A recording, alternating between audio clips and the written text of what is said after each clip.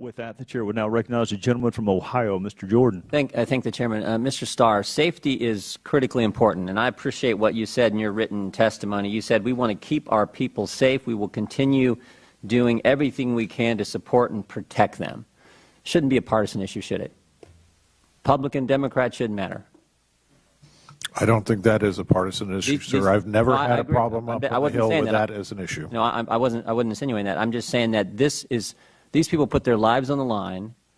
Doesn't matter whether you're Republican, Democrat, who you are, what side you come from. The simple test should be, are the policies and actions we're putting in place making people safer?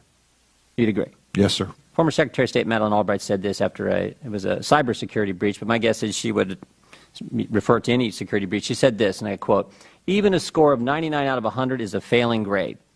That's a pretty strong statement. And I understand we don't live in a perfect world, and you've talked about that. We live in a dangerous world, and you've got to balance diplomacy with security and safety concerns. But I think the tenor of her statement was what we just talked about. Safety is critical, and we should do everything we can. It's of paramount importance. We should do all we can to make sure our people are safe. You would agree with that, wouldn't you, Mr. Starr?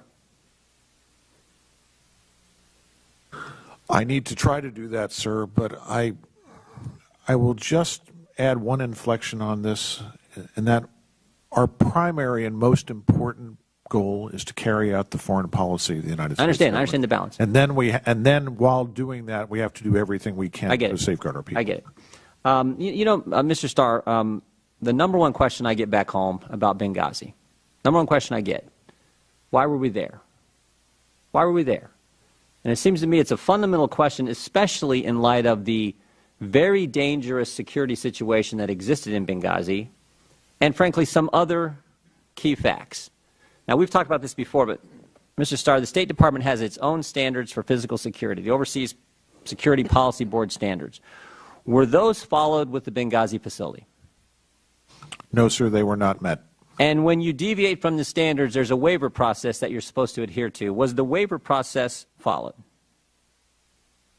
I do not believe so, sir, no. No. Mr. Kyle was here just a few months ago, and he said neither the standards or the waiver process was followed.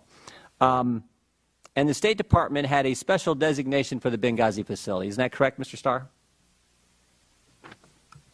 Didn't you guys call it the temporary mission facility or the special mission? I think it was temporary mission facility or special mission facility.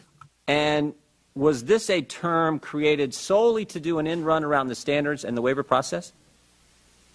Sir, I don't believe anybody intentionally tried to run around the waiver or the standards process. I think it was a question that it was neither an embassy or a consulate. When Mr. I think they were trying to find. If I could, Mr. Starr, when Mr. Kyle testified here just 3 months ago, sat right there beside you, gentleman who served 23 years at the State Department, he said, in talking with people and based on my experience, it was a purposeful effort to skirt the standards. So you had, but well, let me ask it this way. Well, I would disagree with Mr. Kyle. Okay, he's got a pretty good record, like yours is, like you do as well, Mr. Starr. How many facilities does the State Department, diplomatic facilities, does the State Department currently have around the world? 275 embassies, consulates, and consul generals, composing approximately 1,000 buildings. Your website says you have 285 U.S. diplomatic facilities worldwide. Is that not accurate? 275 consulates, embassies, consulate generals, and there are approximately 10 special missions, such as... okay, of the 275 or the 285, whatever number you want to use, are any of those today designated temporary mission facility or special mission compound? No. None of them? None. Which sort of brings me back to my question, Mr. Starr. What was so important about Benghazi that we didn't follow our own standards, we didn't follow the waiver process, we created a term that's not used at any of our facilities, any of the 285 today, special mission compound or temporary mission facility, designated not used anywhere else today. What was so important that we do all that to be in Benghazi, we do all that to be in a place where 4 Americans were killed?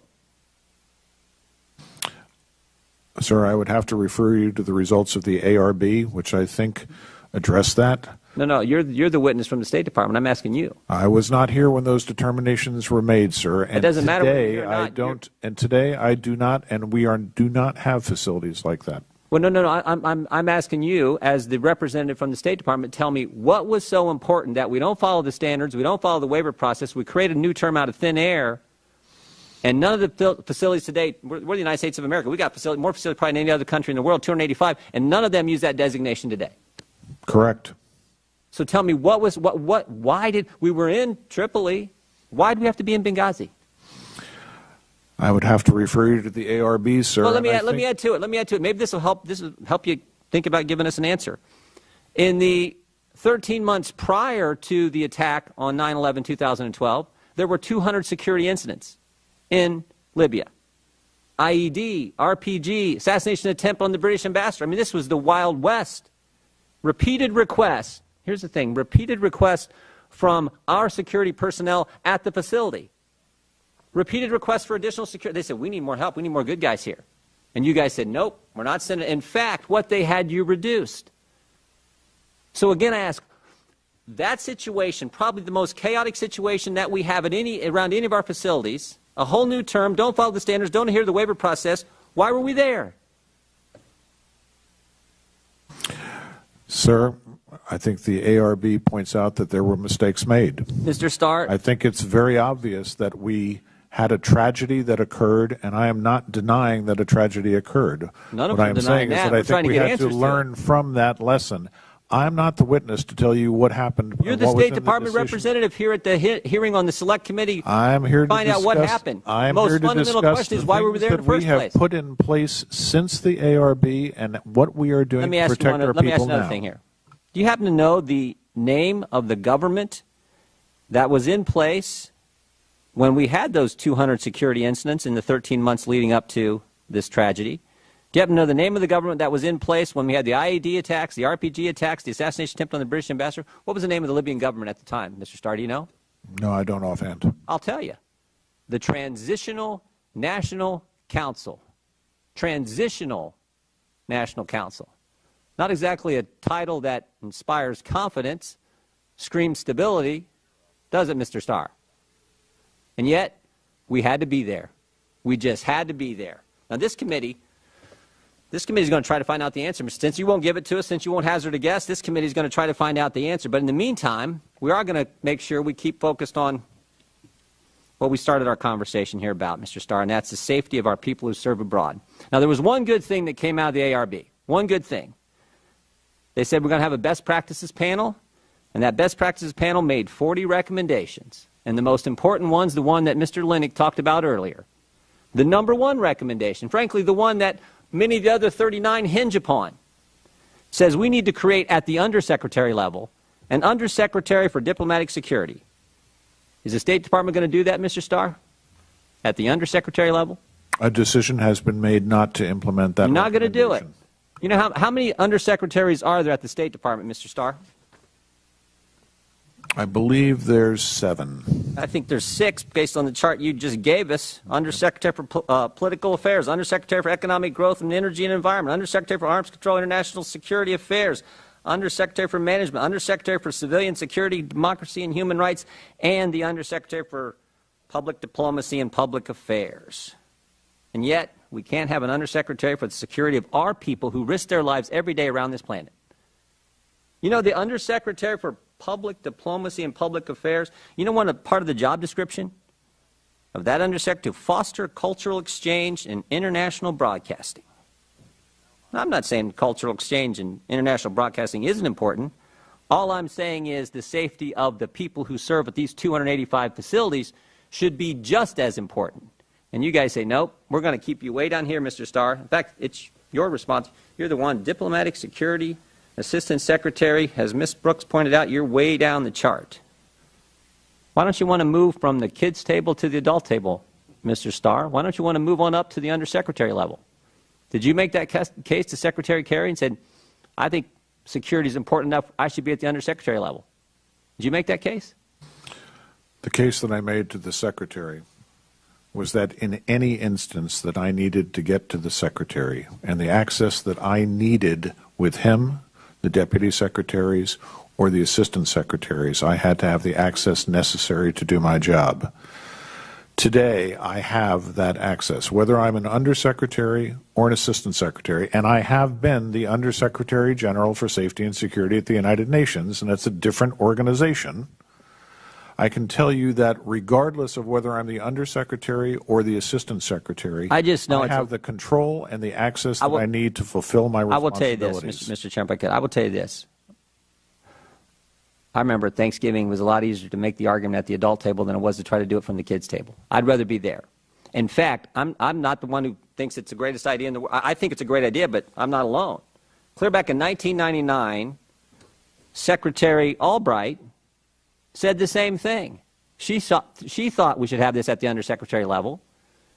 Todd Kyle and the Best Practices panel thought we should have it at the undersecretary level. And the guy sitting beside you thinks we need to elevate this to the highest level. So I guess we got two big questions that this committee needs to answer. Why in the world won't the State Department do what everyone knows needs to be done? Elevate this position to the highest level that we can. Make it equal with cultural exchange and international broadcasting. And then the big question, again, that I hope we get an answer to in this committee. Why were we there? Why were we there with these facts and these circumstances?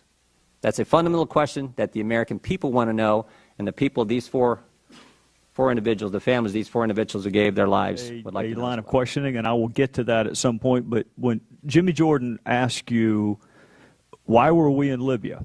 And I'm not going to ask you the same question because you made it clear you're not the right person for us to ask, and I'm going to respect that. But I want to make sure you understand why Jimmy would ask you that question and why all of us are asked that question with alarming frequency in our districts. The last hearing we had, you did a very good job of explaining to those of us who are not in diplomacy that you have to weigh and balance. I think you said you have to weigh and balance the policy with the risk to determine whether or not you should have a presence. And it just struck me that there's no way you can possibly weigh and balance policy versus risk if you don't understand what the policy is. And then I started thinking when Jimmy was talking, I wonder where the question came from. And I knew I'd seen this somewhere. Do you know someone by the name of Ben Rhodes? I don't know Ben Rhodes personally. I know the position that he was fulfilling.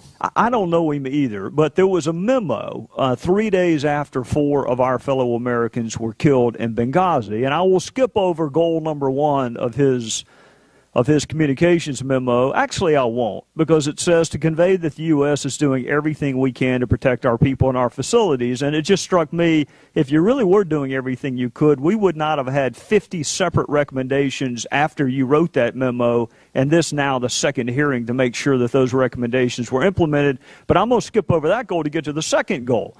The second goal, Secretary Starr, was to underscore that these protests are rooted in an Internet video and not a broader failure of policy. So I'm going to skip over the video part of that for now and get to the second clause, the dependent clause in that sentence, not a broader failure of policy. How can we judge whether or not a policy has failed or succeeded if no one tells us what the policy objectives were? I mean, how can we do that? How can you weigh and balance the risk? Jimmy's gone through the risk. Members on the other side have gone through all the escalating episodes of violence in Benghazi. And it may well be that the reason for us to have been there supersedes all of those episodes of violence. But how? I mean, how can a committee of Congress know that if no one tells us why we were there? So, you're not the right person to ask. Who would you ask if you were us? Who should we bring to explain why were we in Libya? The policy questions, I think, should more properly be directed to the NEA Bureau, Near East Asia Bureau, that had responsibility. I'm looking for a name, preferably. I mean, who would be able to tell us what policy we were pursuing in Libya was so important to skip over all the things that Roscoe pointed out and to weigh and balance the episodes of violence in such a way that the presence outweighed the violence? At the risk of having her never talk to me again, The Assistant Secretary for NEA, Ann Patterson, I think is the highest-ranking person in the NEA Bureau, and at the time of the attack was the U.S. Ambassador in Egypt. And I think Ann or one of the Deputy Assistant Secretaries in the NEA Bureau could give you the best answer on that. All right. Well, I thank you for that name, and I want to make sure you and I are on the same sheet of music. Do you understand why we would have that question? I mean, do you think that that is a fair and legitimate question for us to ask, what the policy was, so we can then weigh and balance it as you instructed us to do? I think that's a reasonable question, sir. Okay. Well, thank you. Now, Secretary Starr, last time you were with us, we not only discussed the most recent ARB recommendations, but we went back and highlighted some from the past. And one in particular from 1999 caught my attention. The Secretary of State should take a personal and active role in carrying out the responsibility for ensuring the security of U.S. diplomatic personnel abroad. It is essential to convey to the entire department that security is one of the highest priorities. And Secretary Starr, just in case somebody missed that part of the 1999 ARB, the authors reiterated that point with this: the Secretary of State should personally review the security situation of embassies and other official premises, closing those which are highly vulnerable and threatened. Two previous ARB recommendations that you could essentially lay on top of one another. They're identical. And I don't think they're identical because they forgot that they put the first one. I think they're identical because they were trying to send a message to us. This is really important, and it is deserving of the attention at the highest levels of the department.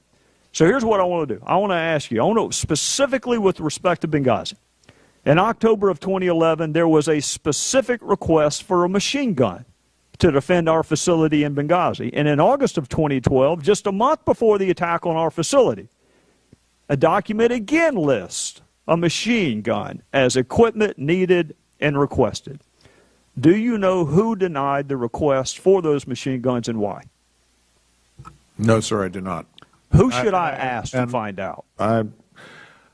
You can ask me, sir, and I'll go back and research that. Would you do that for me? Yes, I will. Have you watched the video surveillance from the night of the attack? I have.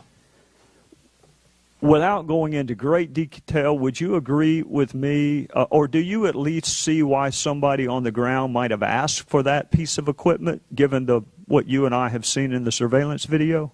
I mean, thinking back to the video, can you see how that might possibly have come in handy that night?